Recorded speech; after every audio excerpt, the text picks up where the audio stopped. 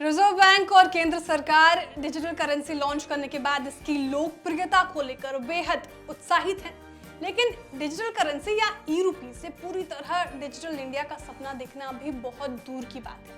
यह हम इसलिए कह रहे हैं क्योंकि स्टेट बैंक के अध्यक्ष ने एक बड़ा बयान दिया है। उन्होंने कहा कि डिजिटल करेंसी का दायरा भले ही बढ़ रहा हो, लेकिन ये फिजिकल करेंसी की जगह नहीं ले सकता। यानी हमारे नोट सिक्के अभी बहुत आगे हैं। क्या ये पूरी खबर बताएंगे इस रिपोर्ट में। नमस्कार, आप देख रहे हैं बिस्तक और मैं हूं श्रेया ठाकुर। रिजर्व बैंक अपने डिजिटल करेंसी की पॉपुलैरिटी से गदगद है। पिछले साल दिसंबर महीने में आरबीआई ने डिजिटल मुद्रा यानी डिजिटल करेंसी के दो कैटेगरी को लॉन्च किया था। पहली CBDCW मतलब होलसेल करेंसी और दूसरी CBDCR का मतलब रिटेल करेंसी।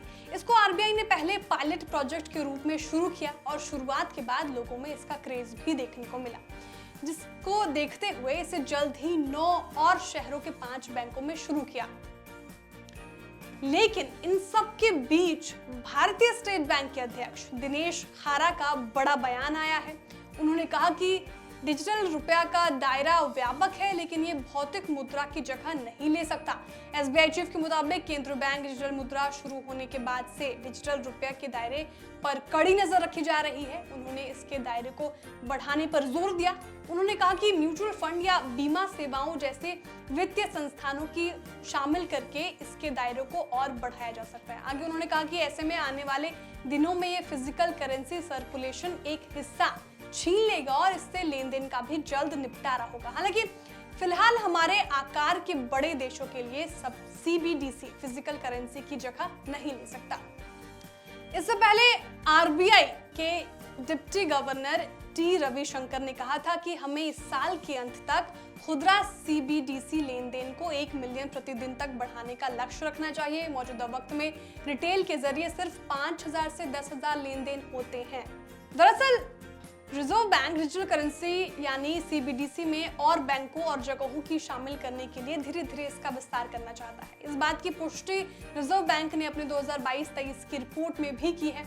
रिपोर्ट में बताया गया कि डिजिटल करेंसी को देश के 9 और शहरों के 5 बैंकों में शुरू किया जाएगा। ये बैंक हैं Punjab national bank, Canara bank, federal bank, axis bank और इंडसइंड बैंक। डिजिटल करेंसी के फायदे की बात करें तो लोगों को जेब में कैश लेकर चलने की जरूरत नहीं रहेगी, लेन देन में आसानी होगी।